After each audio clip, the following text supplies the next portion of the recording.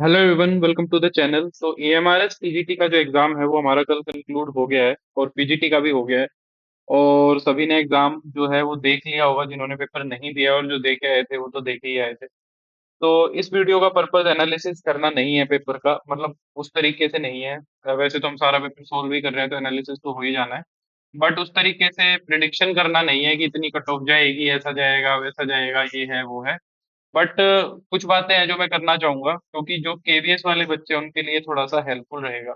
Linear algebra के अंदर जो हमने एक्सपेक्ट किया था वो क्वेश्चंस बिल्कुल उसने पूछे हुए हैं, है ना। सब्जेक्टिव के अंदर भी और ऑब्जेक्टिव के अंदर भी मैंने यूट्यूब के ऊपर वीडियो डाला हुआ है, उसी के अंदर मैंने तुम्हें कहा था कि LILD का क्वेश्चन डेफिनेटली आएगा, आया हुआ है। आइगन वैल्यूज का क्वेश्चन मैंने कहा था डेफिनेटली आएगा, आया हुआ है। सब स्पेस प्रूव कराने का क्वेश्चन मैंने यूट्यूब के ऊपर भी कराया हुआ है, आया हुआ है। सब स्पेस प्रूव करने का क्वेश्चन, है ना। वेक्टर स्पेस वाला मना किया था, वो नहीं आया। लास्ट के अंदर एक क्वेश्चन था जो जिसके अंदर हम डायगोनलाइजेबिलिटी करते थे, वो भी नहीं आया हुआ। वो मैंने तब भी कहा था कि ये मुश्किल है क्योंकि लेंथी है। आइगन वैल्यूज निकालने का क्वेश्चन आया, आइगन वेक्टर निकालने का नहीं आया। तो यही क्वेश्चंस जो हैं केवीएस वालों को भी अपने फोकस में लेके आने हैं। बल्कि इनफैक्ट मैंने ये वीडियो डाला था तो एक बंदे का कमेंट भी आया था कि अगर ये वीडियो ना आए ना तो अपना चैनल बंद कर देना। अगर ये क्वेश्चंस ना आए जो वीडियो में कराए हुए हैं तो अपना चैनल बंद कर देना। बट फॉर्चुनेटली आ गए तो चैनल बच गया हमारा, नहीं तो बंद करना पड़ जाता। तो ये क्वेश्चंस अपने आ गए, ठीक है। हालांकि EMRS के अंदर जो अपना TGT के अंदर जो है उसने स्टैट के अंदर कुछ UGPG के टॉपिक्स दिए हुए थे, वहां से उसने कुछ क्वेश्चंस कम पूछे, मतलब नहीं पूछे। जैसे कि कोरिलेशन में से नहीं पूछा उसने कुछ भी क्वेश्चन। रिग्रेशन से नहीं पूछा उसने क्वेश्चन। ठीक है, पॉइसन डिस्ट्रीब्यूशन से उसने कोई क्वेश्चन नहीं पूछा। तो ये उसने हमारे को बख्श दिया। वैसे अच्छी बात है यहाँ से नहीं पूछा, क्योंकि यहाँ से अगर वो पूछता तो फंसने के चांसेस हो सकते थे। और ये वाले जो टॉपिक्स हैं ये अपने केवीएस के लिए कोई कंसर्न भी नहीं रखते हैं। ये क्वेश्चंस जो है अपने केवीएस के लिए कोई कंसर्न नहीं रखते हैं, क्योंकि केवीएस में सिलेबस में है ही नहीं। बट लीनियर अलजेब्रा वाले डेफिनेटली हमारे लिए इंपॉर्टेंट है। तो पेपर जो था, ठीक पेपर था। कुछ क्वेश्चंस ऐसे थे, मैं कहूंगा ऑब्जेक्टिव के अंदर 3 या 4 क्वेश्चंस ऐसे थे जिनके अंदर उसने मतलब एक्सेसिवली कैलकुलेशन करने का उसने हमें काम दिया हुआ था। 3 से 4 क्वेश्चन मैं कह सकता हूँ। और सब्जेक्टिव के अंदर भी 1-2 क्वेश्चंस ऐसे थे जिसमें थोड़ा सा काम था। मतलब ऑन एन एवरेज हम ये नहीं कह सकते कि बहुत मुश्किल पेपर था या हम ये भी नहीं कह सकते कि बहुत आसान पेपर था। मतलब हमारा ठीक पेपर था। अगर कोई सिलेबस के अकॉर्डिंग अच्छे से प्रिपेयर करके गया है तो वो 35 क्वेश्चन तो एकदम आराम से अपने ऑब्जेक्टिव के बहुत आराम से करता है, एकदम कंफर्टेबली करता। और मैं ये कहूंगा कि 15 में से 13 क्वेश्चन या 12 क्वेश्चन, 12-13 क्वेश्चन उसके आराम से सब्जेक्टिव के अंदर होने चाहिए थे।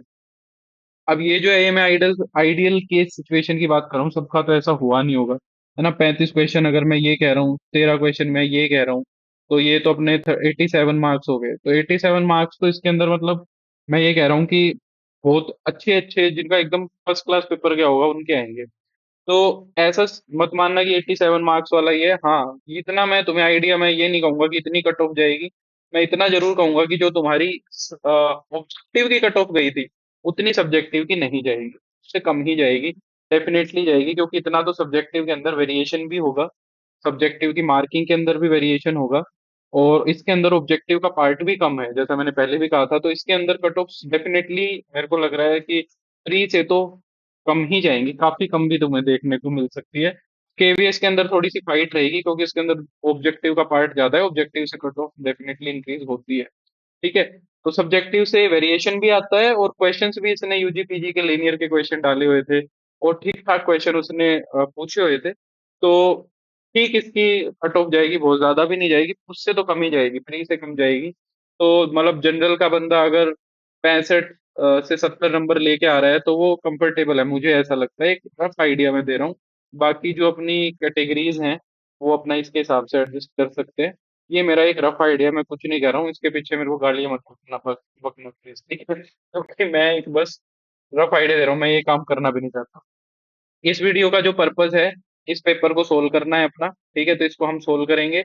मेन पर्पस अभी सोल्व करने का है केवीएस वालों के लिए, क्योंकि केवीएस का एग्जाम आने वाला है, उनके लिए हेल्पफुल रहेगा। जो क्वेश्चंस तुम्हारे सिलेबस के अंदर नहीं है उनको छोड़ देना, ठीक है। और जो EMRS वाले हैं इस बहाने वो अपनी आंसर की मैच कर सकते हैं। बस यही बात, ठीक है। तो इसको करते हैं। कोशिश करूंगा एक दो दिन के अंदर ही इसका सब्जेक्टिव भी करा दूं, फिर केवीएस का पीजी जो ईएमआरएस का पीजीटी वाला है उसकी भी कोशिश करूंगा। समय थोड़ा कम है बट ट्राई कर रहा हूँ, ठीक है। मैं अभी हूँ भी नहीं अपने वर्क प्लेस पे, कहीं बाहर से ही वीडियो रिकॉर्ड कर रहा हूँ। मुझे लगा कि होना जरूरी है इसमें। फर्स्ट क्वेश्चन उसने इंटीग्रेशन का दिया हुआ है, आसान क्वेश्चन है, ज्यादा बड़ा नहीं है। पर तुम्हें दिख रहा है कि ऊपर डिग्री ज्यादा है नीचे डिग्री कम है, तो ऐसी सिचुएशन में हम डिवाइड करते हैं। तो तुम एक्स क्यूब को एक्स प्लस वन के स्क्वायर से डिवाइड करा लो, या दूसरा ऑप्शन ये है तुम यहाँ पे एडजस्ट भी कर सकते हो। एडजस्ट हम कैसे कर सकते हैं, देखो। एक्स क्यूब के अंदर मैं क्या कर सकता हूँ, प्लस का वन और माइनस का वन कर दिया और ऐसे लिख दिया। इससे होगा क्या, पूरा का पूरा जो इंटीग्रल है वो हमारा किस में कन्वर्ट हो जाएगा, एक्स प्लस वन में कन्वर्ट हो जाएगा, क्योंकि ऊपर मेरा क्या बन रहा है, ए माइनस बी का होल क्यूब। तो ऊपर हो जाएगा मेरा a cube minus b cube minus three a square b plus का थ्री ए बी स्क्वेयर, और अपॉन में जो है तुम्हारा एक्स प्लस वन का होल स्क्वायर ऐसे ही आ जाएगा। तो इससे क्या होगा, देखो, कईयों को लेंदी लग रहा होगा, लेंदी हम कई बार अपना बना लेते हैं, कुछ एक जेन्युइन जो लेंदी पार्ट है वो बिल्कुल डेफिनेटली लेंदी थे, बट सारे के सारे लेंदी नहीं थे। मैं ये भी नहीं कहूंगा कि सारे के सारे एकदम भयंकर लेंदी थे। तो यहाँ से जब मैं इसको डिवाइड कराऊंगा तो ये अपना बन जाएगा एक्स प्लस वन, यहाँ पे कराऊंगा तो माइनस का one over x plus one का स्क्वायर माइनस का थ्री, और ये अपना बन जाएगा प्लस का three upon x plus one, ये आ जाएगा पूरा का पूरा डिवीजन डीएक्स। ठीक है, अगर मैं इसको थोड़ा एडजस्ट करूँ, क्योंकि देखो यहाँ पे प्लस का वन और माइनस का थ्री है, तो ये एक्स माइनस टू हो जाएगा, प्लस में थ्री अपॉन में एक्स प्लस वन हो जाएगा, और माइनस का one over x plus one का होल स्क्वायर हो जाएगा इनटू में डीएक्स। अब इसका तुम इजीली इंटीग्रेशन कर सकते हो। हमें कांस्टेंट ऑफ इंटीग्रेशन निकालने के लिए भी उसने सिस्टम दिया हुआ है। एक्स एक्स स्क्वायर माइनस का x square by two minus का टू एक्स माइन प्लस का three log mode x plus one हो जाएगा यहाँ पे। इसका इंटीग्रेशन करूंगा, माइनस टू पावर ऊपर जाएगी, एक जोड़ूंगा तो माइनस वन हो जाएगा, तो साइन चेंज हो जाएगा बस। ये हो जाएगा प्लस का one over x plus one और प्लस सी, ये हो जाएगा एफ एक्स। ठीक है, ये अपना सॉरी, हाँ मतलब एफ एक्स ही आ गया, इंटीग्रल था तो ये मेरा एफ एक्स है। अब उसने सी की वैल्यू निकालने के लिए कहा है कि अगर मैं एक्स की जगह जीरो रखूंगा ना, तो सी की वैल्यू वन आ रही है, तो एफ ऑफ जीरो की वैल्यू वन आ रही है, तो एक्स की जगह जीरो रख दो तो एफ एक्स वन आएगा, तो ये zero minus zero plus three लोग वन बनेगा, ये भी जीरो।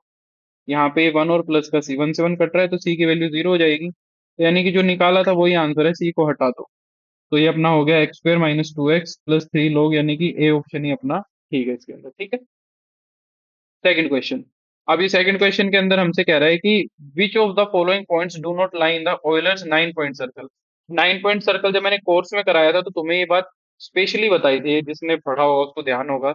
मैंने कहा था कि इसके अंदर से क्वेश्चन नहीं आएगा, वो नाइन पॉइंट सर्कल की जो थ्योरम है उसी से रिलेटेड तुमसे कोई भी छोटा सा क्वेश्चन पूछ सकता है कि क्या चीज इसमें इंक्लूडेड है, क्या चीज इंक्लूडेड नहीं है। सेम चीज उसने हमारे यहाँ पे करी है, नाइन पॉइंट सर्कल में उसने बस यही पूछा है कि कौन से पॉइंट्स हैं जो इसके ऊपर लाई नहीं करते हैं, बस उसने ये पूछा है ना। तो अपने कौन से पॉइंट्स लाई नहीं करते हैं, वर्टिसेस ऑफ ए ट्रायंगल नहीं करते हैं इसके अंदर, हमें पता है मिड पॉइंट ऑफ भी करते हैं, फिट ऑफ द एल्टीट्यूड्स भी करते हैं, और ऑर्थो सेंटर के मिड पॉइंट्स भी करते हैं ना, ये वाला पार्ट भी करता है। तो इसके अंदर बस उसने यही पूछा था और कुछ नहीं पूछा, तो इसका सी ऑप्शन सही है। ये वाला क्वेश्चन बहुत आसान है, कह रहा है X plus one over x की वैल्यू टू है, तो एक्स की power sixteen plus one over x की पावर सिक्सटीन की क्या होगी। तो साफ साफ दिख रहा है यहाँ से एक्स की वैल्यू वन सेटिस्फाई कर रही है इसको। एक्स के लिए वन रखूंगा तो ये टू हो जाएगा, यहाँ पे भी वन रख दो तो ये वन प्लस वन, ये भी कितना हो जाएगा, टू ही हो जाएगा। ठीक है, बस यही था। थर्ड क्वेश्चन, टोलमीज थ्योरम जो होती है वो किसके लिए एप्लीकेबल होती है, साइक्लिक क्वाड्रिलेटरल के लिए। तो ये थ्योरम्स में मैंने स्पेशली कहा था कि ऑब्जेक्टिव क्वेश्चन ही बनेगा, सब्जेक्टिव नहीं बनेगा, और ऑब्जेक्टिव भी ऐसा बनेगा जिसमें मतलब टॉपिक बेस्ड ही चीज वो तुमसे पूछेगा। तो ये भी ऐसा ही था। सेवन की डिविजिबिलिटी पूछ रहा है, बताओ इससे आसान क्या सवाल होगा। तो सेवन की डिविजिबिलिटी सी ऑप्शन के अंदर सीधी सीधी लिखी हुई थी, on doubling the last digit and subtracting from the remaining part of the number the resultant operand is divided by seven, है ना, यही होती है अपनी सेवन की डिविजिबिलिटी। ये वाला बढ़िया सवाल था, लिमिट का क्वेश्चन उसने दिया हुआ है ना। तो मैंने कहा था कैलकुलस ढंग से करना। तो ऐसा ही क्वेश्चन ना ईएमआरएस टीजीटी में उसने पहले पूछा था, ऐसा क्वेश्चन पूछा हुआ है, ऐसी बात नहीं है, उसमें इसने डिफरेंशिएशन कराया था। उसमें भी मैंने प्रीवियस ईयर सोल्व कराया था, तो मैंने बताया था कि log a with base b होता है ना, उसको मैं log a अपॉन में log b लिख सकता हूँ। तो यहाँ पे भी देखो ये तो पूरा का पूरा a है और ये b का काम कर रहा है, तो इसको मैं क्या लिख सकता हूँ, इसको मैं लिख सकता हूँ limit x approaches to zero. यहाँ पे ऊपर तो हो जाएगा अपना tan square two x, tan square 2x और नीचे कितना हो जाएगा log of n square x, ये हो जाएगा। अब ये तुम्हें सिंप्लीफाई करना है। जो ये 2 है log का, log के आगे आ जाएगा, जो log m की पावर n होती है वो n आगे आ जाती है। तो अगर मैं यहाँ से लूंगा तो ये जो 2 है ये मेरा आगे आ जाएगा, 2 log, ये मेरा बन जाएगा 10 2x, और डिवाइड में भी यहाँ पे कितना आ जाएगा, 2 log 10x आ जाएगा। तो 2 से 2 तो मेरा कट जाएगा। अब जब मैं x को 0 अप्रोच कराऊंगा तो log जो है वो इन्फिनिटी को अप्रोच करता है, तुम्हें पता है 10 0 0 होता है, और log 0 जो है वो इन्फिनिटी को अप्रोच, यानी कि इन्फिनिटी बाय इन्फिनिटी फॉर्म बन रही है। इन्फिनिटी बाय इन्फिनिटी फॉर्म अगर बन रही है तो मैं l'Hopital रूल यूज कर सकता हूँ यहाँ पे। तो ये हो जाएगा 1/10 2x, और 10 2x का क्या हो जाएगा, सीकेंड स्क्वायर 2x, और 2x का हो जाएगा 2। सिमिलरली अगर मैं नीचे लगाऊं log 10x का, तो log 10x का हो जाएगा 1/10x, 10x का करूंगा तो सीकेंड स्क्वायर x, और x का 1। ठीक है। अब देखो, एक बार फिर अगर मैं यहाँ पे देखो, अगर x की वैल्यू मैं सीकेंड स्क्वायर में अप्रोच कराऊंगा इन दोनों के अंदर, तो यहाँ पे तो कोई फर्क नहीं आएगा, बेशक इनको खत्म कर लो, क्योंकि सीकेंड स्क्वायर 0 तुम्हारा 1 होता है, तो ये 1 से 1 कट जाएगा। अब 2 इसमें से पूरे में से बाहर आ रहा है, ये बन जाएगा लिमिट x अप्रोच टू 0, ऊपर हो जाएगा मेरा 10x और नीचे हो जाएगा मेरा 10 2x। अब ये फिर 0/0 फॉर्म बन रही है, तो मैं यहाँ पे फिर से l'Hopital रूल यूज कर सकता हूँ। तो l'Hopital करूंगा तो ऊपर तो हो जाएगा सीकेंड स्क्वायर एक्स, नीचे हो जाएगा सीकेंड स्क्वायर 2x, और 2x का हो जाएगा 2। ये फिर 2 से 2 कट जाएगा, और ये दोनों 1 है, तो अल्टीमेटली लिमिट अपनी कितनी आ जाएगी, 1 आ जाएगी। ठीक है। Third question, next question, seventh question, ये बढ़िया सवाल था। कह रहा है कि two events A and B are such that कि ए की प्रोबेबिलिटी, बी की प्रोबेबिलिटी, और A in A complement intersection B complement की प्रोबेबिलिटी दी हुई है। अब ये हमें अच्छे से पता है कि ये अपना क्या होता है, डी मॉर्गन्स लॉ होता है। तो डी मॉर्गन्स लॉ से इसको मैं क्या लिख सकता हूँ, 1 - A यूनियन बी, इसकी प्रोबेबिलिटी। तो ए यूनियन बी की जो प्रोबेबिलिटी है वो मेरी यहाँ से कितनी हो जाएगी, 0.5 हो जाएगी, है ना। आगे हमें इंटरसेक्शन की भी जरूरत पड़ेगी, तो यहाँ से इंटरसेक्शन की प्रोबेबिलिटी निकाल लेते हैं। P of A plus P of B minus P of A intersection B is equal to 0.5। तो ये कितना हो जाएगा, 0.3 प्लस का 0.4 माइनस में P of A intersection B is equal to 0.5। तो यहाँ से जो P of A intersection B है वो अपनी प्रोबेबिलिटी आ जाएगी 0.2, इसकी जरूरत पड़ेगी आगे। ठीक है। अब उसने प्रोबेबिलिटी क्या पूछी है, उसने कही है probability of B given A union B complement, conditional probability कह रहा है।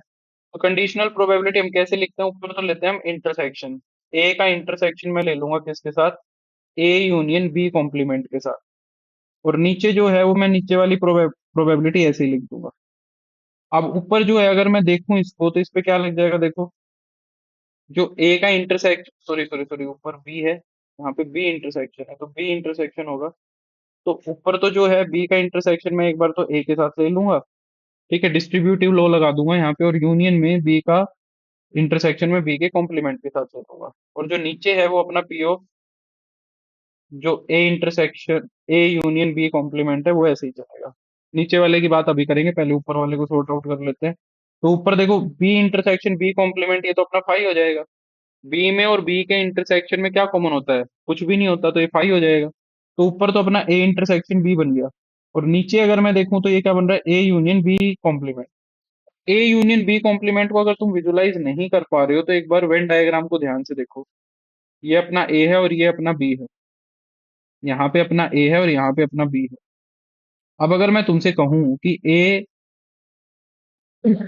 के साथ बी का कॉम्प्लीमेंट ले लो, देखो पहले तो अगर मैं बी का कॉम्प्लीमेंट लूंगा तो ये सारा आ जाएगा, बी का कॉम्प्लीमेंट, बी को छोड़ देंगे तो ये सारा आ गया, बी को छोड़ दो, सारा का सारा ये आ गया। अब इसमें ए और मिला दो, ए और जब इसके अंदर मिलाओगे तो क्या चीज है और ऐड हो जाएगी, देखो ए पूरा का पूरा इतना तो आ ही रहा है, ए इसके अंदर ये तो आ ही रहा है, ए को जोड़ने से इसके अंदर अपना क्या आ जाएगा, अपना इंटरसेक्शन ए इंटरसेक्शन बी और आ गया। तो ये स्पेस बन रहा है। अब इस स्पेस को प्रोबेबिलिटीज की टर्म्स में लिखो, कैसे लिखोगे देखो। तो इसको अगर मैं ऐसे लिखूं तो पहले तो ये सारा आया, ये सारा क्या था, बी के कॉम्प्लीमेंट की प्रोबेबिलिटी थी, ये सब क्या थी, बी के कॉम्प्लीमेंट की प्रोबेबिलिटीज थी। और इसके अंदर हमने क्या जोड़ दिया, इसके अंदर हमने इंटरसेक्शन और जोड़ दिया, प्लस में ए इंटरसेक्शन बी और जोड़ दिया। ठीक है। तो बी के कॉम्प्लीमेंट की प्रोबेबिलिटी कितनी आएगी, 0.6। बी का कॉम्प्लीमेंट अपना कितना है, 0.4 है ना, तो ये प्रोबेबिलिटी तो, सॉरी 0.4 है। अब बी के कॉम्प्लीमेंट की प्रोबेबिलिटी अपनी कितनी हो जाएगी, 0.6 हो जाएगी। और उसके अंदर मैं क्या जोड़ दूंगा, ए इंटरसेक्शन बी की प्रोबेबिलिटी और जोड़ दूंगा। जब इसके अंदर मैं ए इंटरसेक्शन बी की प्रोबेबिलिटी जोड़ दूंगा तो 0.2 और जुड़ जाएगी। ये अपना कितना आ गया, 0.8 आ गया। तो ये प्रोबेबिलिटी अपनी कितनी होगी, 0.8 होगी। तो यहाँ पे तो मैं रख दूंगा 0.2, और यहाँ नीचे आ जाएगी अपनी 0.8, यानी कि कट पिट के कितनी हो जाएगी, 1/4 हो जाएगी। ठीक है, तो ये अपनी प्रोबेबिलिटी कितनी आ गई, 1/4 आ गई। ठीक है। हाँ, तो अब आगे बढ़ते हैं नेक्स्ट। ये वाला क्वेश्चन देखो, ये आसान सा सवाल था। कह रहा है कि द सिस्टम ऑफ इक्वेशंस, ये सारी की सारी सिस्टम ऑफ इक्वेशन दे रखी है। यहाँ पे लैम्डा दिख रहा है और म्यू दिख रहा है, has infinitely many solution if lambda and mu are. देखो, यूनिक सॉल्यूशन होता है जब तुम्हें पता है कि determinant non equal to zero होता है, और नो सॉल्यूशन या फिर ना जो क्या बोलते हैं इनफाइनाइटली मेनी सॉल्यूशन होते हैं उसमें डिटर्मिनेंट जीरो होता है। तो तुम्हें बस डिटर्मिनेंट जीरो रखना था, और सेम क्वेश्चन उसने सब्जेक्टिव में भी पूछ रखा है। इनफाइनाइटली मेनी सॉल्यूशन या नो सॉल्यूशन उसने पूछ रखा है, उसमें भी तुम्हें सिर्फ डिटर्मिनेंट को जीरो रखना है, इससे ज्यादा कुछ भी नहीं करना। तो इसमें तुम सिर्फ डिटर्मिनेंट निकालो। ठीक है, यहाँ पे टाइप इसने प्लस माइनस लिखा है, पता नहीं यहाँ पे लैम्डा वैम्डा तो कुछ नहीं है। 1 1 1, एक बार मैं चेक कर लूं।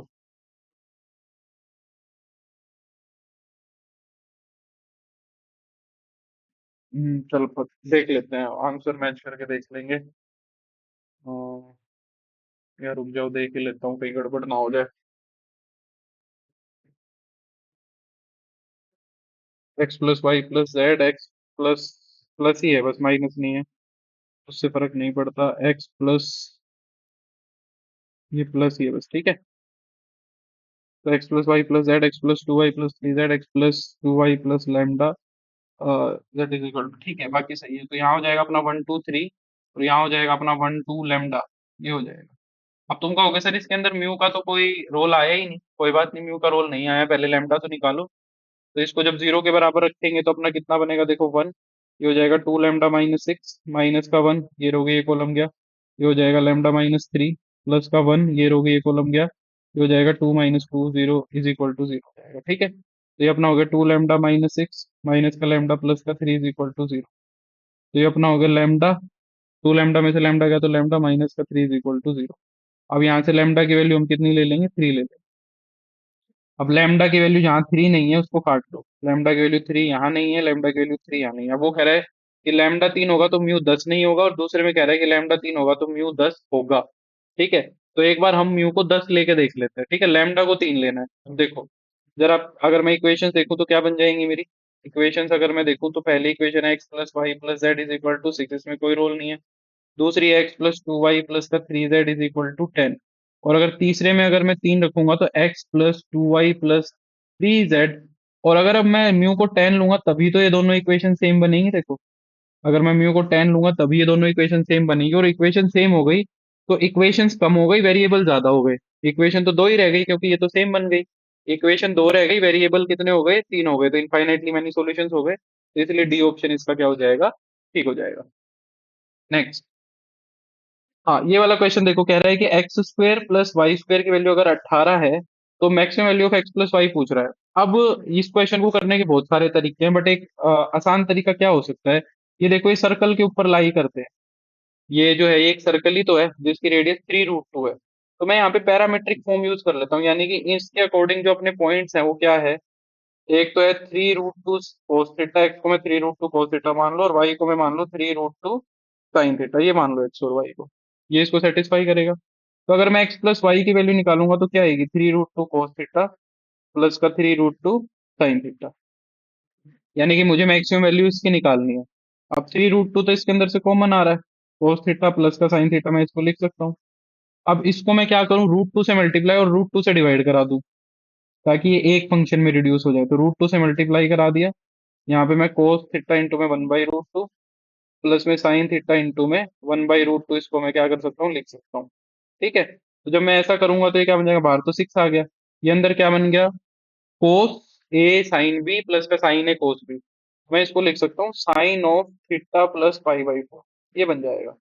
अब साइन की मैक्सिमम वैल्यू कितनी होती है, तुम्हें पता है साइन की मैक्सिमम वैल्यू 1 होती है, तो इसकी मैक्सिमम वैल्यू कितनी आ जाएगी, 6 आ जाएगी। ठीक है, अगला। The algebraic sum of deviations of frequency distribution from its mean is, वो हमेशा कितनी होती है, 0 होती है, डायरेक्ट रिजल्ट है। हम शॉर्टकट मेथड लगाते भी हैं तो बीच का जब मीन एज्यूम करते हैं या मीन आता है तो आधी ऊपर की पॉजिटिव आती है, आधी नीचे की नेगेटिव आती है, तो सारियों को जोड़ते हैं तो जीरो बन जाती है। अगला क्वेश्चन देखो। अब ये क्वेश्चन वैसे लेंदी दे रखा है, ये क्वेश्चन का वैसे कोई सेंस नहीं बनता अगर सच पूछो तो। इस क्वेश्चन का थोड़ा सा कम सेंस बनता है। ठीक है। तो ये जो है इसने हमसे यहाँ पे पूछा हुआ है कि ए मैट्रिक्स ये दे रखी है, x cube plus three x square minus का फोर एक्स माइनस वन। इसके अंदर अगर मैं एक्स की जगह पर ए रख दूं तो क्या बनेगा, तो यानी कि एफ ऑफ ए पूछ रहा है। और एफ ऑफ ए मेरा क्या बनेगा, देखो इसको आइगन वैल्यूज से करोगे तो भी लेंदी पड़ेगा, आइगन वैल्यूज से भी ये छोटा नहीं बन रहा है। सॉरी। तो अगर मैं इसके अंदर एफ ऑफ ए निकालूंगा तो ये बनेगा ए क्यूब प्लस का थ्री ए स्क्वायर माइनस का फोर ए और माइनस का आइडेंटिटी मैट्रिक्स। ये इसके अंदर कैलकुलेट हो रहा है। अब या तो ए क्यूब निकालेंगे तो बहुत टाइम लग जाएगा, या तो वही तरीका है कि तुम ए निकालो और सारी चीजों को रखो, या दूसरा तरीका ये है कि तुम इसके आइगन वैल्यूज निकालो। आइगन वैल्यूज निकाल के क्या हो जाएगा, तुम इसके अंदर रख के देख सकते हो आइगन वैल्यूज इसको पूरे के पूरे को क्या कर रही है, सेटिस्फाई कर रही है या नहीं कर रही। ठीक है। अब इस क्वेश्चन को वैसे भी करना लेंदी और ऐसे भी करना लेंदी है, तो बेटर है कि तुम अपना ए क्यूब निकाल लो, क्योंकि ए क्यूब निकालोगे तो उसके अंदर ए स्क्वायर आ जाएगा, ए भी आ जाएगा और आई भी आ जाएगी। ठीक है। तो इसको उस तरीके से ही प्रोसीड कर लेना। अब ये मैं नहीं कर रहा हूँ क्योंकि फालतू में वीडियो लेंथी होगी और इसको और कोई करने का छोटा तरीका नहीं है। केले हैमिल्टन थ्योरम इसके अंदर लग जाती, बट उसके अंदर ये चीज इसने नहीं लिखी कि जो अपनी मैट्रिक्स है वो इसको सेटिस्फाई करती है, या ऐसी कोई बात नहीं लिखी है। केले हैमिल्टन थ्योरम से भी ये हो जाता और लगेगी इसके अंदर केले हैमिल्टन थ्योरम ही वैसे तो। ये इसकी कैरेक्टरिस्टिक इक्वेशन ही बन रही होगी। तो बाकी ये तुम्हारे मैं खुद के प्रैक्टिस के लिए छोड़ रहा हूँ कि तुम यहाँ से ए क्यूब निकालो, ए स्क्वायर निकालो, रख के और वैसे ही सोल्व करो, यही इसका तरीका है। एक क्वेश्चन ये लेंदी था तुम्हारा, और भी है एक दो क्वेश्चन लेंदी। ये क्वेश्चन था, ये कोई खास लेंदी नहीं था। कह रहा है कि if the ratio of fifth term from the beginning to the fifth term from the end of the expansion is ये रेशियो दे रखा है। पांचवी टर्म शुरू से और पांचवी टर्म आखिरी से। पांचवी टर्म जब शुरू से निकालोगे तो वो क्या बनेगी बताओ, एन सी फोर। पांचवी कर रहे हो तो एक कम होता है, दो की पावर एक बटा चार और उस पूरे की पावर एन माइनस चार, इनका डिफरेंस। और जो बाद वाली टर्म है थ्री की पावर वन बाई फोर और इस पूरे की पावर आ जाएगी चार, ये बनेगी। अब पीछे से पांचवी निकालनी है तो ए को बी से, बी को ए से रिप्लेस कर दो बस, तो यहाँ पे एन सी फोर हो जाएगा। ये हो जाएगा वन ओवर थ्री की पावर वन बाई फोर और इसकी पावर हो जाएगी एन माइनस फोर, और टू की पावर वन बाई फोर की पावर फोर। ये रेशियो जो है ये तुम्हें सिक्स की पावर थ्री बाई टू दे रखा है। यहाँ से एन की वैल्यू निकालनी है, ये इससे कट जाएगा। देखो यहाँ पे टू की पावर वन बन रही है, यहाँ पे थ्री की पावर वन बन रही है। तो अगर मैं टू की पावर ऊपर देखूं तो कितनी है, चार से भाग हो रही है, एन माइनस चार बटे चार। और यहाँ पे ये एक पावर टू की नीचे है, ये ऊपर जाके घट जाएगी। सिमिलरली नीचे जो है मेरी वन बाई थ्री की पावर बन रही है, सिमिलरली मेरी कितनी बन रही है, वन बाई थ्री की। तो अगर मैं नीचे वन बाई थ्री की पावर देखूं तो N minus four by four है, और ऊपर वन बाई थ्री की पावर वन है, तो एक यहाँ से घट जाएगी। तो ये अपनी कितनी बन रही है, सिक्स की पावर थ्री बाई। तो अब ध्यान से देखो ये दोनों पावर सेम है, ये दोनों पावर सेम ही तो है। तो थ्री की पावर ये ऊपर जाके मल्टीप्लाई हो जाएगी क्योंकि नीचे वन बाई थ्री है। तो जब दोनों पावर सेम है तो थ्री और टू मिलके कितना हो जाएगा, सिक्स हो जाएगा। तो ये मेरा क्या बन रहा है, ये मेरा बन रहा है सिक्स की power N minus four by four और माइनस का वन। और ये किसके इक्वल है, सिक्स की पावर थ्री बाई टू के। अब यहाँ से पावर से इजीली कंपेयर हो जाएंगी। N minus four by four minus one की वैल्यू थ्री बाई टू हो जाएगी। N minus four by four की वैल्यू कितनी हो जाएगी, फाइव बाई टू हो जाएगी। फोर से मल्टीप्लाई कराओगे तो एन माइनस फोर आ जाएगा टेन, यानी कि एन की वैल्यू आ जाएगी फोर्टी। ठीक है। Next question. एक ये क्वेश्चन अपना लेंथी दिया हुआ है, इसको करने का कोई शॉर्ट तरीका अभी तक एज ऑफ नाउ मेरे को ऐसा नहीं मिला कि जिसको मैं ट्रिक से कर सकूं। तो इसको करने का तरीका मैं तो कहूंगा ऑप्शंस ही ज्यादा बेटर मेरे को लग रहे थे कि भाई ए स्क्वायर माइनस बी स्क्वायर जो है वो 288 दे रखा है, तो ऐसे और भी इंटीजर्स कितने होंगे। तो अब जैसे मैंने क्या किया, ए स्क्वायर को फिक्स कर लिया, करने का तरीका यही है। मैं थोड़ी सी हिंट दे देता हूँ, तुम कर लेना। और यहाँ पे ये वैसे लेंथी क्वेश्चन तो मैं होता तो इसको छोड़ता शायद। वन रखूंगा, ए को फिक्स कर लिया, बी को वेरी करा रहे हैं। वन रखूंगा तो ये हो जाएगा two eighty eight. A square जो है वो मेरा टू एट्टी नाइन हो जाएगा। और ए की वैल्यू जो है वो प्लस माइनस सत्रह आ गई। एक तो बन गया एक और सत्रह, फिर एक बन गया दो और सत्रह, ये बन गया।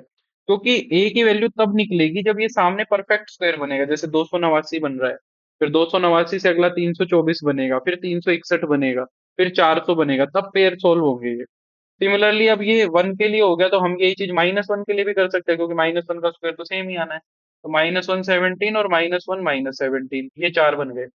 फिर यही काम 6 के लिए होगा। जब 6 रखोगे तुम, ए स्क्वायर माइनस का 36 इज इक्वल टू 288 बनेगा। तो ए स्क्वायर की वैल्यू 324 आएगी और ए की वैल्यू कितनी हो जाएगी, +-18, है ना।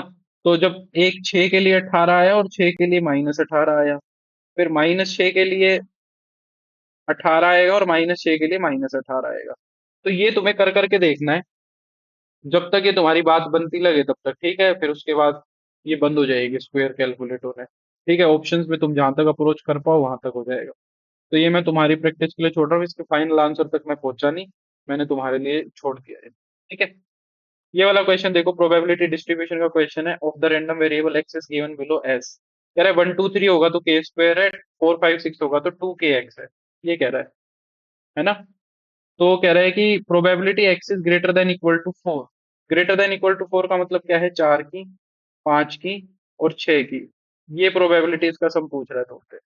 पहले तो के की वैल्यू की जरूरत पड़ेगी। तो के की वैल्यू पहले 1 रखो, 1 रखूंगा तो 1 का स्क्वायर, 2 रखूंगा तो 2 का स्क्वायर, 3 रखूंगा तो 3 का स्क्वायर, 4 रखूंगा तो 8 के, 5 रखूंगा तो 10 के, 6 रखूंगा तो 12 के। ये सारी प्रोबेबिलिटीज का सम 1 आना चाहिए। अब यहाँ से के की वैल्यू देखो कितनी बन रही है, 9 और 4 13 और एक 14, है ना।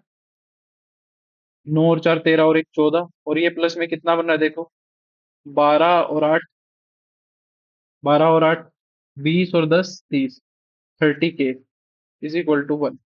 ठीक है, इसमें कोई एरर तो नहीं है, के की वैल्यू नेगेटिव आ रही है।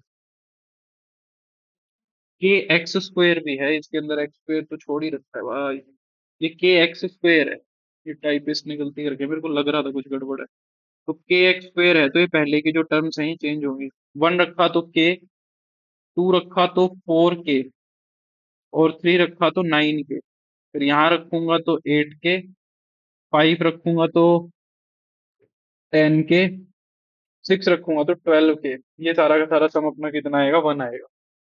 ये अब देखो कितना हो रहा है, 12 और 10 22 और 8 30, 30 और 9 39, 39 और 4 43, 39 और 4 44 और एक 45। तो ये 45 के बन रहा है अपना। ठीक है, ये अपना कितना बन रहा है, 45 के बन रहा है। ठीक है, इज इक्वल टू ये कितना आ रहा है अपना, 1 आ रहा है। ठीक है, 45 आ रहा है कि 12 और 10 22 और 8 30 और 9 39 और 45 ही आ रहा है।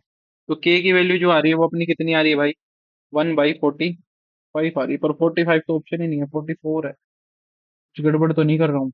1 रखा तो के, 2 रखा तो 4 के, 3 रखा तो 9 के, 4 रखा तो 8 के, 5 रखा तो 10 के, 6 रखा तो 12 के। 45 ठीक ही है, मेरे को तो 45 ही लग रहा है सम, है ना। 45 ही है।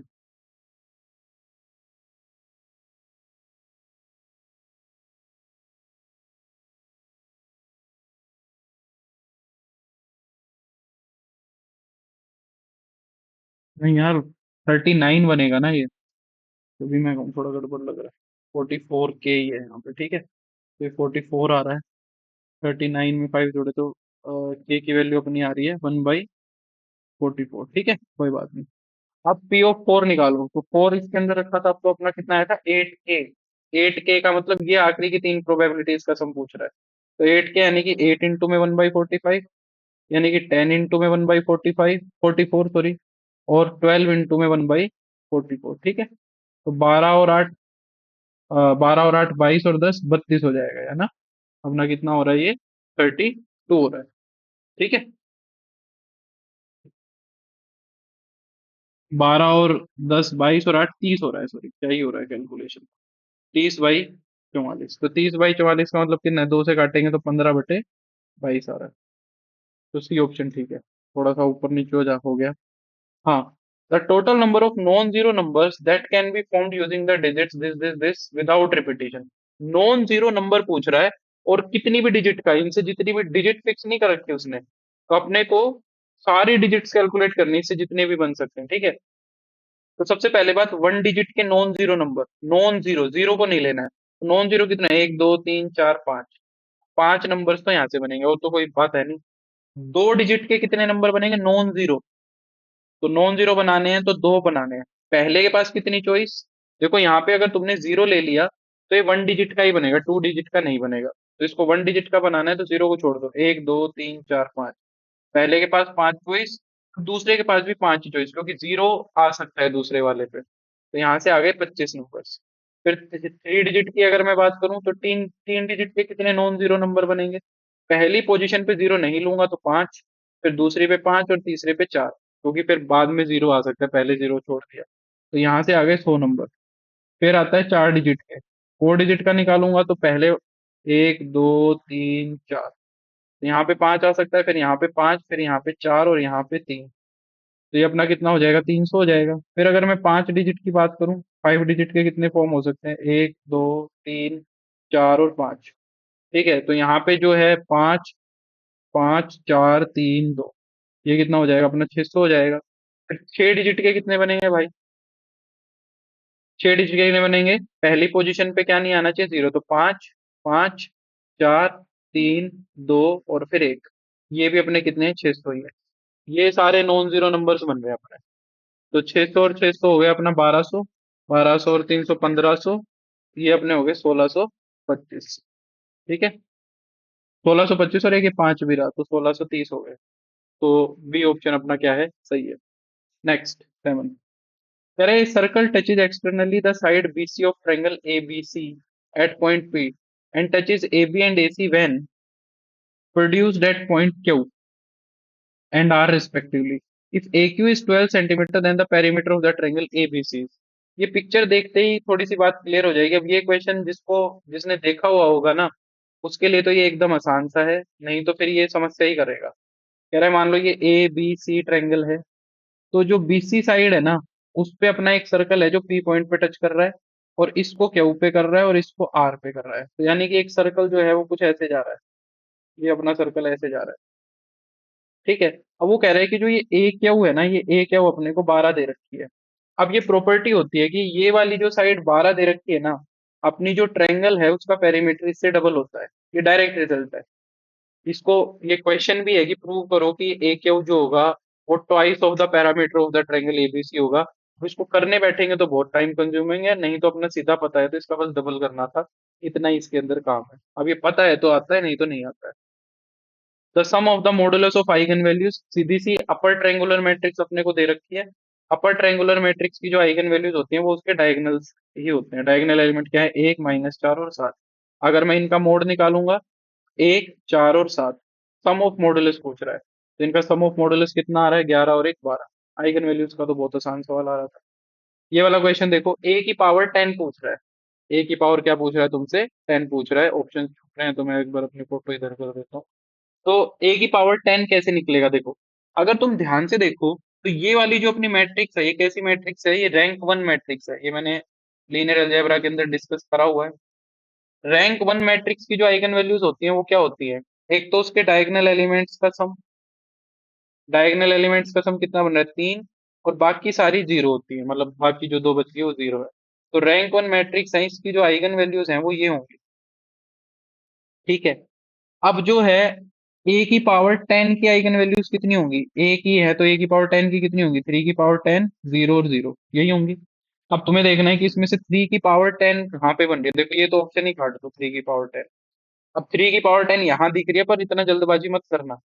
वो कह रहा है कि सम ऑफ द डायगोनल एलिमेंट्स। अगर मैं यहाँ पे सम ऑफ द डायगोनल एलिमेंट्स करूंगा तो आइगन वैल्यू कितनी बनेगी? देखो, थ्री की पावर 10 प्लस थ्री की पावर 10 प्लस थ्री की पावर 10, ट्रेस जो कि अगर मैं देखूंगा तो ये थ्री इंटू में थ्री की पावर 10 बनेगी, यानी कि ये तो थ्री की पावर 11 हो गई। तो ये भी नहीं होगी क्योंकि थ्री की पावर 10 चाहिए। यहाँ पे करोगे जब थ्री की पावर 9 को तीन बार, तो ये थ्री की पावर 10 बनेगी।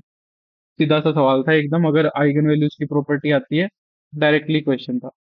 अगला क्वेश्चन क्या कह रहा है? The sum of complementary and supplementary angle of 40। 40 का कॉम्प्लीमेंट्री क्या होगा? 50। सप्लीमेंट्री क्या होगा? 140। इससे आसान सवाल तो कुछ भी नहीं हो सकता है। 190। ये वाला क्वेश्चन देखो क्या कह रहा है। इसमें पता है जिसका मैंने पेपर लिया था ना, उसने कुछ कुछ लिखा हुआ था, तो हमारे टाइप इसने मेरे को लग रहा है बीच बीच में कुछ उसकी भी बातें टाइप कर दी हैं। जैसे कि ये वाली चीज कुछ नहीं है, ठीक है, इसको इग्नोर मारो इस सवाल के अंदर। इस सवाल के अंदर जो है इस चीज को क्या मारो, इग्नोर मारो। ठीक है, ये कुछ भी नहीं है। अब वो अपने से क्या कह रहा है, वो अपने को ये कह रहा है कि अगर ये अपना डेविएशन है, शॉर्टकट मेथड से मीन पूछ रहा है, कुल मिला के बात ये है। ये शॉर्टकट मेथड है। अगर सम ऑफ एफ आई कितना है, 240 है। एफ आई यू आई का जो सम है वो 12 है, तो मीन पूछ रहा है। अपना मीन क्या होता है बताओ। अपना जो मीन होता है वो हम इस सिचुएशन में निकालते हैं। तो कैसे निकालते हैं? मीन जो होता है वो अपना क्या होता है, एज्यूम्ड मीन होता है, प्लस में summation of f i u i होता है, फिर हम समेशन ऑफ एफ आई कर देते हैं और मल्टीप्लाई में एच कर देते हैं, यही तो होता है। तो यहाँ से एज्यूम्ड मीन तुम्हें दिख रहा है कि 56 लिखा हुआ है। एफ आई यू आई का सम उसने 12 लिखा हुआ है। एफ आई का सम 240 है, और एच कितना है, ये जो नीचे लिखा हुआ है 10। ये अपना 10 एच चाहिए। एच है तो ये अपना कट जाएगा, ये 1/2 आ रहा है, तो ये 56.5 हो जाएगा। सारा डेटा तुम्हें गिवन था, बस एज्यूम्ड मीन का फॉर्मूला लगाना। अगला, the sum of all positive divisors of this. अब ये वाला जो पार्ट है ना, ये स्टूडेंट ने लिखा हुआ है, हमारे टाइपिस्ट ने टेप दिया, ठीक है। 36 के सम ऑफ डिवाइजर पूछ रहा है, सारे सारे डिवाइजर्स का सम। तो इसकी जो प्राइम फैक्टराइजेशन है वो ये होगी, ये जो लिखी हुई है। तो इसमें से अगर मैं लगाऊंगा तो एक पावर जोड़ दूंगा, सीधा सीधा फॉर्मूला है। 2 की पावर 3 - 1 अपॉन में 2 - 1। सेम चीज मैं 3 के लिए कर दूंगा, 3 की पावर 3 - 1 अपॉन में 3 - 1। तो 4 में से एक गया तो ये, 8 में से एक गया तो ये तो हो जाएगा 7। ये हो जाएगा 27 में से एक गया तो 26/2। तो ये हो जाएगा अपना 13, 13 7 कितना हो जाएगा, 21। तो सेकंड ऑप्शन अपना क्या है इसके अंदर, ठीक है। Next, the term independent of x in the expansion of this. इसके अंदर इंडिपेंडेंट टर्म के बारे में पूछ रहा है, कौन सी होगी। तो इंडिपेंडेंट टर्म कैसे निकलेगी, देखो। पहले तो जनरल टर्म निकालो, TR+1। तो ये हो जाएगा 12CR, x³ की पावर 12 - R, और 2/x की पावर R हो जाएगी सिंपली। अब अगर मैं यहाँ से 12CR देखूं, x की पावर देखूं, तो 36 माइनस का 3R, और एक x की पावर जो R नीचे है वो, और इंटू में 2 की पावर R, यानी कि 12CR, x की पावर 36 - 4R, और 2 की पावर R। अब इंडिपेंडेंट बनाना है तो 36 - 4R को 0 रखना पड़ेगा, यानी कि R की वैल्यू 9 रखनी पड़ेगी। R की वैल्यू अगर मैं 9 रखूंगा तो 10वीं टर्म जो है वो इंडिपेंडेंट है, यानी कि 12C10, और 2 की power 9, 12C9 sorry, 12C9 into में 2 की पावर 9, ये बनेगी। तो 12C9 कितना होता है, 12C3 होता है। ये जो क्वेश्चंस हैं ये शायद अपने केवीएस में नहीं है, केवीएस के सिलेबस में नहीं दे रखा है, तो इनको तुम स्किप कर सकते हो। ये हो जाएगा अपना 512। तो ये 6 दूनी 12। तो ये अपना किस पे कट रहा है, 22 पे। 22 × 10 × 512। तो यूनिट डिजिट से कर लो, 22 को 2 से कराऊंगा तो 4 आएगा, और एक 0 आएगी, तो 4 0 1 में ही है बस। तो सी पे हो जाए, सी ऑप्शन ठीक है, ठीक है। अगला, ये वाला क्वेश्चन देखो क्या कह रहा है if x y z are real number such that, ये कंडीशन दे रखी है। तो then the possible value of this. तो इसको थोड़ा सा सिंप्लीफाई करते हैं, पहले एलसीएम लेते हैं। तो ये हो जाएगा मेरा x² + 2y² + 2z² is equal to 2xy plus का 2yz प्लस का 2z और माइनस का 1, ये हो जाएगा। अब ध्यान से देखो, मैं यहाँ पे होल स्क्वायर बनाऊंगा, ठीक है। x² और 2y² में से एक y², और यहाँ से हम 2xy इधर ले आओ तो माइनस का 2xy, एक तो ये बन गया। फिर एक y² बच रहा था, वो एक z² ले लिया, एक z² ले लिया, और एक ही yz जो है 2yz, इसको मैं इधर ले आया। यहाँ पे क्या बच गया, एक अकेला z² बच गया, माइनस का 2z इधर आ गया, और प्लस का 1 इधर आ गया, और उधर बच गया 0। तो ये तीन अपने होल स्क्वायर बन जाएंगे इसके अंदर। बहुत आसान सवाल था ये। तो ये हो जाएगा अपना x - y का होल स्क्वायर, ये हो जाएगा y - z का होल स्क्वायर, ये हो जाएगा z - 1 का होल स्क्वायर, और इज इक्वल टू 0। अब तीन स्क्वायर्स का सम 0 कब हो सकता है, जब वो इंडिविजुअली 0 हो। यानी कि यहाँ से वो क्या कह रहा है कि x बराबर y होना चाहिए, यहाँ से वो कह रहा है y बराबर z होना चाहिए, और यहाँ से वो कह रहा है कि z - 1 0 होना चाहिए, यानी कि z की वैल्यू 1 होनी चाहिए। z की वैल्यू 1 तो y की वैल्यू भी 1, और y की वैल्यू 1 तो x की वैल्यू भी 1। अब जो गिवन इक्वेशन, जो गिवन एक्सप्रेशन था उसमें पुट कर दो, तो 1 + 1 और माइनस में 2 इंटू में 1, ये 0 हो जाए, ठीक है। नेक्स्ट, ये वाला क्वेश्चन देखो, कह रहा है x - 1 और x+1 अगर इसके फैक्टर्स हैं तो a और b की वैल्यू बताओ। ये तो सबसे आसान सवाल था। अगर x - 1 इसका फैक्टर है तो इसके अंदर 1 रखेंगे तो 0 आना चाहिए, यानी कि 1 + a, 1, अरे जा, हाँ, 1 + a + b - 9, यानी कि a + b - का 8, ये 0 बनना चाहिए। और x+1 है तो -1 पे भी होना चाहिए, यानी कि -1 प्लस का a माइनस का b और माइनस का 9। यानी कि ए माइनस बी और माइनस का 10 ये भी जीरो होना चाहिए। अब ऑप्शन पुट कर करके देख लो कि कौन से जीरो बन रहे हैं। यहाँ पे शायद ये ए बी नहीं होगा, सिर्फ ए होगा, है ना। तो देखो, नो, ये डी ऑप्शन ही लग रहा है मेरे को। तो ए की वैल्यू 9 रखूंगा, बी की वैल्यू -1 रखूंगा, तो 8 माइनस 8 जीरो है। यही सही बन रहा है। 9 माइनस में -1 10 बन जाएगा, 10 माइनस 10 जीरो है। ठीक है। ये वाला क्वेश्चन देखो, बढ़िया सवाल था ये अच्छा अच्छा क्वेश्चन दे रखा था। क्या कह रहा है? कह रहा है कि अगर ये जो इक्वेशन, क्वाड्रेटिक इक्वेशन हमें दे रखी है, इसके जो रूट्स हैं वो रियल है और नेगेटिव है, एम की वैल्यू क्या होनी चाहिए, कहाँ पे बिलोंग करेगी। रियल तो तुम्हें पता है कब होते हैं, रियल कब होते हैं, जब डिस्क्रिमिनेंट अपना greater than equal to zero होता है। नेगेटिव साथ साथ कब होते हैं, जब जो सम ऑफ रूट्स है ना, वो अपना क्या हो, पॉजिटिव हो। और जो अपना प्रोडक्ट ऑफ द रूट है, प्रोडक्ट ऑफ द रूट, उल्टा बोल गया मैं, सम ऑफ द रूट जो होना चाहिए वो नेगेटिव होना चाहिए, और प्रोडक्ट ऑफ द रूट अपना क्या होना चाहिए, पॉजिटिव होना चाहिए। ये सिचुएशन होती है। ठीक है। अब तीनों सिचुएशन साथ लेके चलने। डिस्क्रिमिनेंट निकालो जरा, इसका बी स्क्वायर करूंगा तो m+1 का होल स्क्वायर माइनस का 4ac, यानी कि ये बनेगा डिस्क्रिमिनेंट, यानी कि m² + 1 + 2m माइनस का 4m और माइनस का 16, m² माइनस का 2m और माइनस का 15 हो जाएगा। यानी कि माइनस ही चाहिए ना, m+5 और m-3, ये मेरा greater than equal to zero होना चाहिए, है ना। इसके अकॉर्डिंग अगर मैं x बिलोंग कराऊंगा तो कहाँ, m बिलोंग कराऊंगा तो वो कहाँ बिलोंग कराऊंगा, -3 या उससे छोटा, यानी कि इधर चलूंगा, -3 या उससे छोटा। उल्टा कर दिया क्या मैंने, माइनस, हाँ, m की वैल्यू -5 लो और m-5 और m+3, तो -3 या उससे छोटा और 5 या 5 से बड़ा, ये बनेगा। दूसरा सम देखो, सम क्या आएगा, -b/a।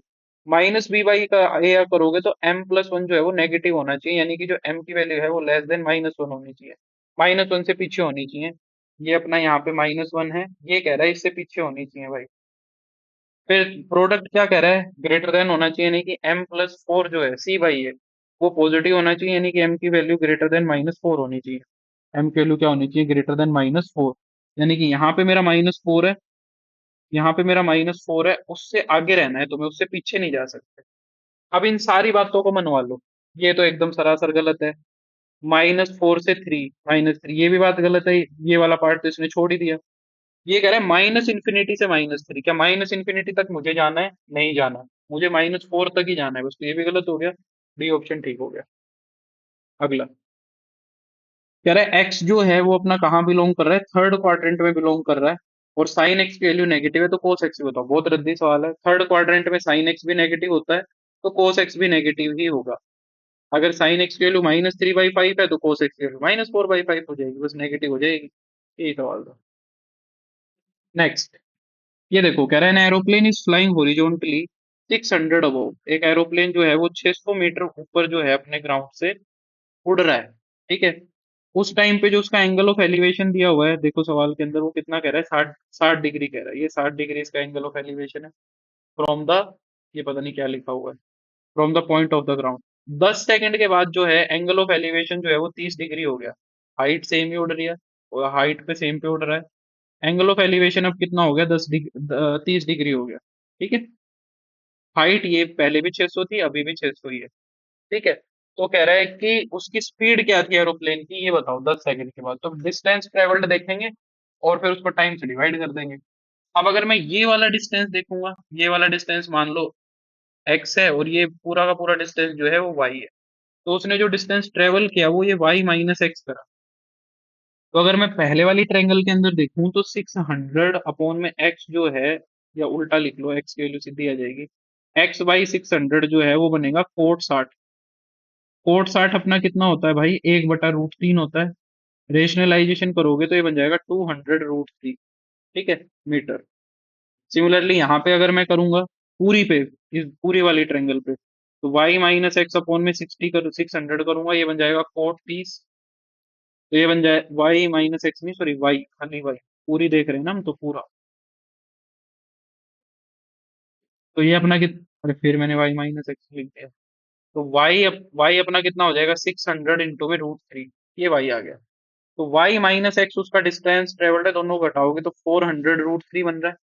ये डिस्टेंस आ गया, इसको टाइम से डिवाइड करा दो, टाइम अपना कितना है 10 है, तो ये अपना कितना हो जाएगा 40√3 मीटर पर सेकेंड, यानी कि डी ऑप्शन ठीक हो गया। है ना, आसान सा सवाल था। अगला, ये डिफरेंशिएशन का क्वेश्चन है। ऐसा सेम क्वेश्चन जो है ना, ये जो आर डी शर्मा और इन सब के अंदर ये क्वेश्चन दिया हुआ है, अच्छा सवाल है, देखो मुश्किल नहीं है, बहुत आसान है। एक्स स्क्र माइनस वाई की वाई स्क्वायर इतना दे रखा है, ये एक्सरसाइज में रखा हुआ है। तुम कुछ मत करो, पहले वाली इक्वेशन का स्क्वायर कर लो। देखो मैं यहाँ से टी को खत्म ही करना चाह रहा हूँ। हम पहले क्या करेंगे, टी को खत्म करेंगे, तो पहली इक्वेशन का जब मैं स्क्वायर करूंगा तो ये बन जाएगा T square plus 1/t square और माइनस का 2, यही बनेगा। दूसरी इक्वेशन क्या कहती है, दूसरी इक्वेशन ये कहती है, अच्छा पहले वाले में जब स्क्वायर करूंगा तो यहाँ पे 2xy भी आएगा ना, x की 4 प्लस वाई की 4 प्लस का 2x स्क्वायर वाई स्क्वायर, ये आएगा।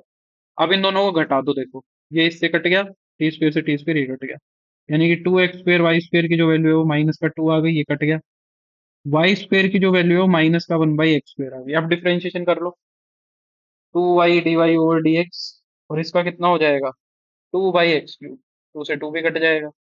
अगर मैं dy/dx की वैल्यू निकालूंगा तो वो अपना कितना हो जाएगा 1/x³ y। अब वो कह रहे हैं कि इसको x की पावर अल्फा y की पावर बीटा के फॉर्म में लिखो, यानी कि x की पावर -3 और y की पावर -1। फिर जो अल्फा बीटा है उनकी गुना करा दो, यानी कि -3 और -1 की गुना करा दो, 3 आ जाएगा। बस ये सवाल।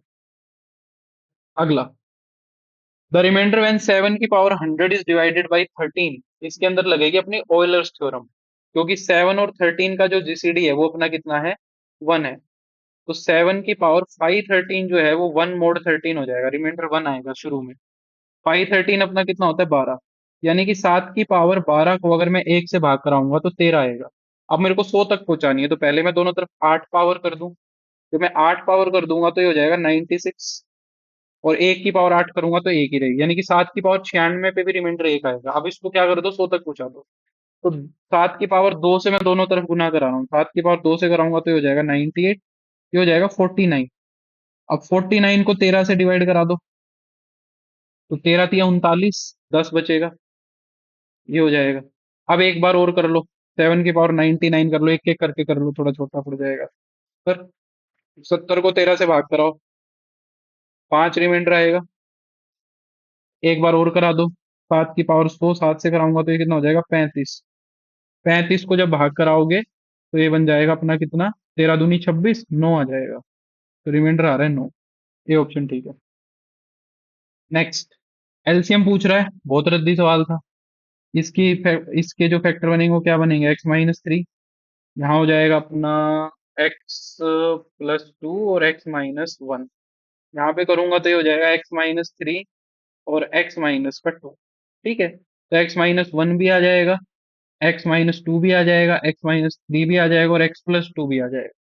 चारों ले लेंगे एलसीएम में, है ना, मैक्सिमम पावर लेते हैं। The probability of getting a number between 1 से 100, 1 से 100 के बीच के नंबर लेने हैं, यानी कि 1 भी नहीं लेना 100 भी नहीं लेना।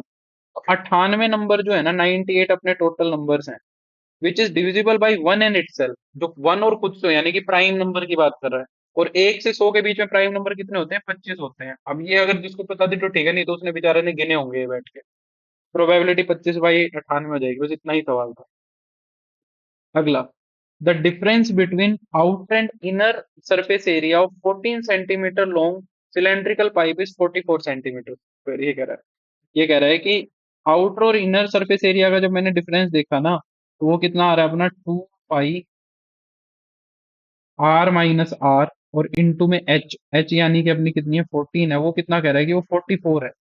ठीक है, तो इसको सोल्व करते हैं भाई। पाई की वैल्यू रख देंगे 22/7 इंटू में r-r, ये थोड़ा सा सोल्व करने वाला था, 44। तो यहाँ पे 7 को 2 से किया तो ये 44 से 44 कट गया, यानी कि r-r की वैल्यू जो है वो 1/2 आ रही है, 0.5 लिख लेते हैं। फिर वो अपने को क्या कर रहा है, the volume of the metal used यानी कि जो बड़े वाले में छोटे वाले का वॉल्यूम घटा दिया, बात तो वही है। पाई r² - r² और इंटू में एच अपनी 14 है, वो 99 है।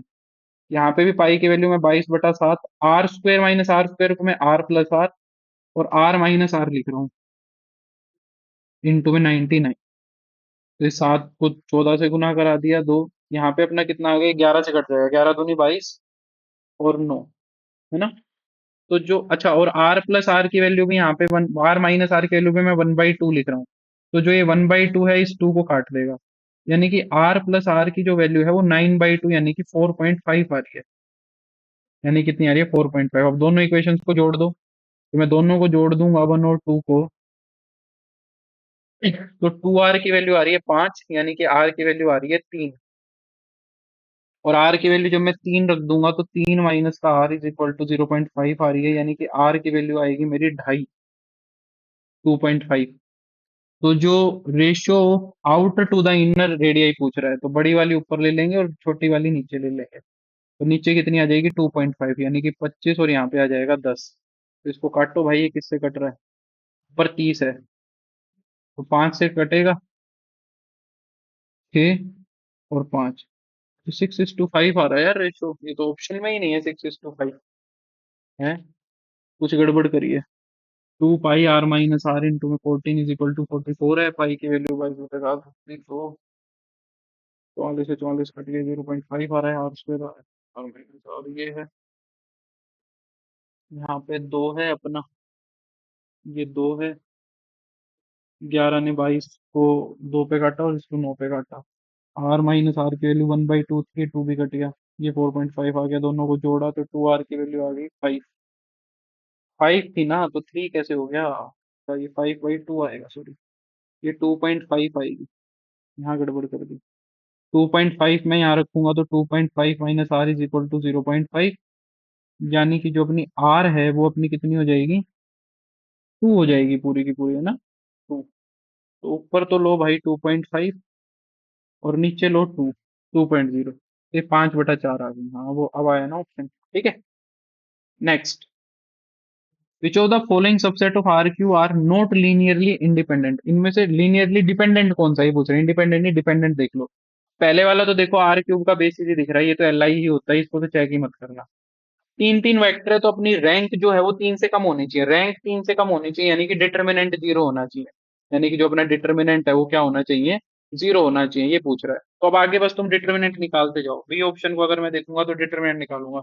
4 - 3 4, 3 - 3 4। अगर अगर तुम्हारी मैट्रिक्स स्क्वायर नहीं बन रही, फिर रैंक मेथड ही यूज करना पड़ेगा। अगर तुम्हारी मैट्रिक्स स्क्वायर नहीं बन रही तो रैंक मेथड ही यूज करना पड़ेगा। यहाँ तो बन रही थी तो मैंने लगा दिया। -का 36 +का 36 +का 3, ये रो गई, ये कॉलम गया, ये हो जाएगा 36 -का 40, ये हो जाएगा +का 4 -का 27 और +का 30। ये हो गया अपना -का 12, और ये हो गया अपना +का 12। ये लो, यही 0 आ रहा है, तो यही अपना डिपेंडेंट हो गया, ठीक है। हाँ। An equilateral triangle is inscribed in a circle. एक इक्विलैटरल ट्रायंगल को हमने किसके अंदर इंस्क्राइब किया है? एक सर्कल के अंदर इंस्क्राइब किया है, ठीक है। तो जो है इक्विलैटरल ट्रायंगल जो है वो इसके अंदर ड्रॉ कर लो, ठीक है। तो इक्विलैटरल ट्रायंगल बनाइए, और सर्कल की जो रेडियस है वो कितनी है? 2 है। तो क्या कह रहा है कि then the area of the region bounded between the triangle and the circle. तो इनके बीच का एरिया पूछ रहा है। तो अब देखो, सर्कल का एरिया तो सीधा सा निकल जाएगा πr², यानी कि 4 पाई। अब इक्विलेटरल ट्रायंगल का एरिया क्या होता है? √3/4 a²। अब साइड क्या होती है? अब ये भी तुम्हें अगर यहाँ पता थी तो ठीक है, नहीं तो नहीं हो पाएगा। √3r होती है जब एक सर्कल के अंदर एक इक्विलेटरल ट्रायंगल होती है। तो √3r का मतलब √3 × 2 यानी कि 2√3। तो √3/4 इसका a² करोगे तो 4×3 = 12। तो ये हो जाएगा -का 3√3। सवाल एकदम आसान था, बस ये छोटी सी बात पता होनी चाहिए कि इक्विलेटरल ट्रायंगल की रेडियस क्या होती है, पता ही होगी। अब ये वाला सवाल भी जो था ना, इसके अंदर तुमने माथापच्ची करी होगी कि ए बी सी जो डिस्टिंक्ट नंबर दे रखे हैं अपने को, तो कह रहा है कि ये वाली चीज किसके बराबर होगी। अब तरीका है इसको करने का कि तुम डिस्टिंक्ट नंबर मान के कर लो, 1 2 3 मान के कर लो, -1 0 1 मान के कर लो, 0 1 2 मान के कर लो। बिल्कुल वैसे ही करना है इसको। बट ये आइडेंटिटी सीधी होती है।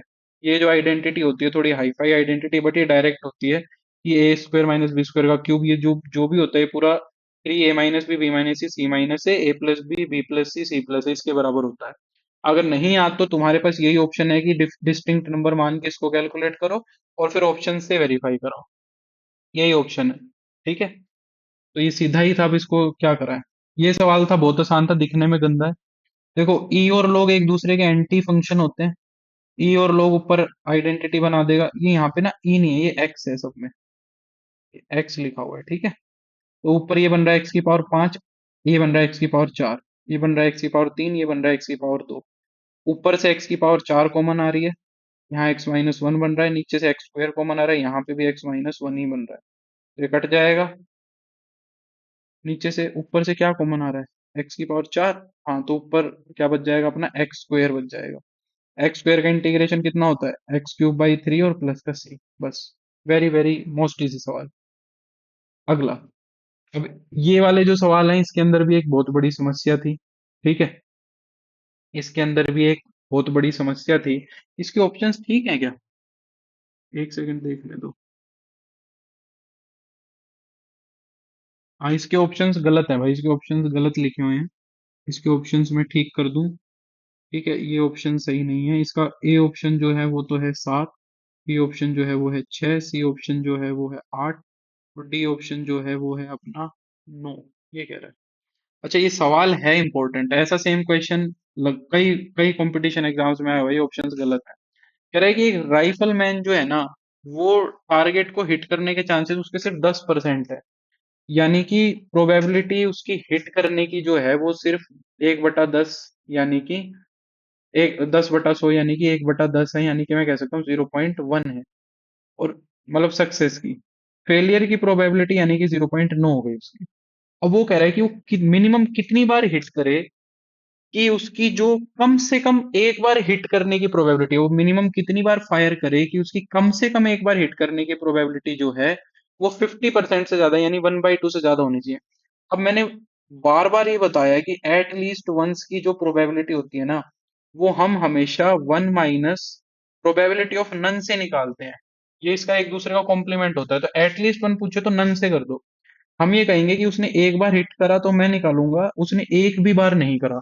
मान लो उसने एन बार हिट करा, उसने एक भी बार नहीं करा, तो उसने क्या करा, 0.9 जो चीज थी वो एन बार करी। मतलब उसने एन बार हिट नहीं करा, और एक बार हिट करने की प्रोबेबिलिटी क्या हो गई अपनी, 0.9 हो गई। यानी कि इसको मैं ऐसे लिखूं, 0.9 की पावर एन हो गई। एन बार हिट ना करने की प्रोबेबिलिटी 0 क्योंकि एक बार हिट करने की ना करने की 0.9, और एन बार ना करने की 0.9। अब ये एटलीस्ट वन की प्रोबेबिलिटी ये कह रहा है कि वो 1/2 से, यानी कि 0.5 से बड़ी होनी चाहिए, है ना। यानी कि यहां से मैं अगर इसको लिखूं तो 0.9 की पावर जो एन है वो लेस देन 0.5 होनी चाहिए। अब यहाँ पे फंस गए भाई हम। ये अब यहाँ पे 9 की पावर कर करके देखनी थी। अब ये मतलब बहुत लेंथी टास्क हो गया इसका करने का, और कोई भी तरीका नहीं है। अब ये क्वेश्चन में क्यों दिया उन्होंने मेरे को नहीं पता, ये फंसाने के लिए ही दिया। यहाँ पे एन की वैल्यू 7 आएगी, अब मैं 7 बार तो गुना एन की वैल्यू को नहीं करा के दिखाऊंगा, क्योंकि जैसे देखो 1 लोगे तो 0.9 की पावर 1 लोगे तो 0.9 ही होती है, तुम्हें पता है। 5 से छोटी तो नहीं है वो, 0.5 से तो बड़ी है। 2 लोगे तो 0.81 बनेगी, थोड़ी थोड़ी कम हो रही है, तो 7 पे जाके वो कम होगी। इसका कुछ ऑप्शन नहीं था, तो ये ऐसे ही होना है। ये भी आसान सा सवाल है, कह रहा है a committee of 6 member is to be chosen from 10 men and 7 women। ये केवीएस में नहीं आएगा, है ना। Such that it contains at least 3 men and 2 women, then the number of ways the committee can be formed. ये कह रहा है कि 10 मैन और 7 वीमेन है, ठीक है। कम से कम 3 मैन और 2 वुमेन करनी है। तो कितने तरीके से कर सकते हो भाई, केसेस बनेंगे। तो यहाँ पे मैंने मैन लिख ली और यहाँ पे मैंने वुमेन लिख ली। तो 3 मैन ले लिए, 6 की टीम बनानी है तो 3 ही वुमेन लेनी पड़ेगी। 4 मैन ले लिए तो वुमेन कितनी ले सकते हो, 2। अब क्या मैं 5 वुमेन और एक 5 मैन और एक वुमेन ले सकता हूँ, नहीं, क्योंकि फिर वो वुमेन 2 से कम हो जाएंगी। बस यही 2 केस बनेंगे, अब इनको जोड़ना है तुम्हें। टोटल कितने थे, 10 थे। पहले वाले में 10 में से 3 तो मैन ले लिए, और 7 में से 3 वुमेन ले ली। फिर प्लस में 10 में से 4 मैन ले लिए, और 7 में से 2 वुमेन ले ली।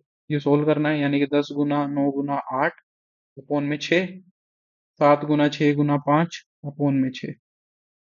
ये हो जाएगा 10 गुना 9 गुना 8 गुना 7 बटे 24, और गुना 7 गुना 6 और बटे में 2। तो ये हो जाएगा अपना 3 दूनी 6, 3 तिया 9। ये हो जाएगा अपना 5 पे कट जाएगा, 6 से 6 कट गए यहाँ पे। 8 तिया 24, 3 तिया 9, 2 तिया 6।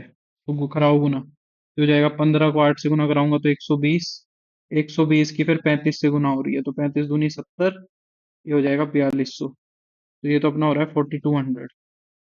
यहाँ पे कितना हो रहा है, 7 की 21 यानी कि 210, और वो भी फिर 21 ही है, तो 4200, और प्लस में 4410। तो जब मैं इनको जोड़ दूंगा तो ये हो जाएगा 8610, ये आ जाएगी। ठीक है, चलो अगला। ये देखो, ये भी अच्छा सवाल था। यहाँ पे एक्स की वैल्यू पूछ रहा है इस फिगर के अंदर, तो इसको करने के लिए हमें कंस्ट्रक्शन करते हैं। देखो, ये कंस्ट्रक्शन कर ली मैंने। ठीक है, ये लाइन ऐसे खींच दी, तो ये वाला जो एंगल है, ये वाला एंगल मेरा 1 बन गया, ये वाला एंगल सपोज मेरा 2 बन गया। ठीक है, अब एक्स की जो कंपोजिशन है वो मैंने मान ली यहाँ पे दो एंगल से हो रही है, मान लो x1 और x2 में, यानी कि x1 का आधा हिस्सा ये और x1 का आधा हिस्सा x2 है। अगर मैं x1 को देखूं, एक्सटीरियर एंगल जो होता है वो किसके इक्वल होता है, सम ऑफ इंटीरियर अपोजिट एंगल। यहाँ से मैं कह सकता हूँ कि वो एंगल 1 और प्लस में एंगल 30 के मतलब 30 डिग्री के इक्वल होगा, ऊपर वाली ट्रायंगल के अंदर। नीचे वाली में अगर मैं x2 निकालूंगा तो वो किसके इक्वल होगा, x2 और प्लस का 35 के इक्वल होगा। इसके ऑप्शन भी गलत लिख रखे हैं, उल्टे लिख रखे हैं। आप दोनों को जोड़ दो, तो x1 प्लस x2 जो है वो कितना हो जाएगा, एंगल 1 प्लस एंगल 2, और ये अपना कितना हो जाएगा, 65 हो जाएगा। एंगल 1 प्लस एंगल 2 तो x ही हो गया। अच्छा, और एंगल 1 प्लस एंगल 2 जो है ये पूरा का पूरा अपना कितना बन गया, फिर से 45 बन गया। 45 प्लस 65 ये आ जाएगा 110। इसके ऑप्शन गलत लिख रखे हैं, ठीक है, वो उससे रिप्लेस कर दिए, तो इसका 110 आंसर आएगा। ठीक है, चलो लास्ट क्वेश्चन। बहुत आसान सा, ये तो कुछ भी नहीं था। E raise to the power x का डेरिवेटिव पूछ रहा है। तो e raise to the power x, तो e raise to the power f x का डेरिवेटिव क्या होता है भाई, e raise to the power f x, और फिर एफ एक्स का कर देते हैं। तो देखो, d y over d x, तो e raise to the power f x का काम कर रहा है मेरा ये वाला। तो e raise to the power f x का e raise to the power f x, और फिर क्या कर दो एफ एक्स का। एफ एक्स क्या है अपना, e raise to the power x, फिर e raise to the power x का फिर e raise to the power x हो जाएगा, बस खत्म।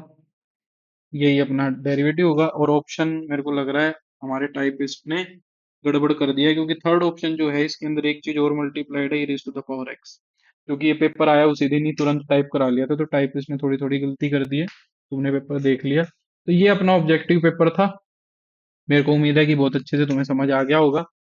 कोशिश करूंगा जल्दी से अपना सब्जेक्टिव लाने का और पीजीटी वाले भी लाने का। ठीक है, तो थैंक यू सो मच। ये जो पीडीएफ है इसका, ये तुम्हें टेलीग्राम चैनल के ऊपर मिल जाएगा, वहां से डाउनलोड कर लेना, केवीएस वाले बच्चों के लिए हेल्पफुल रहेगा।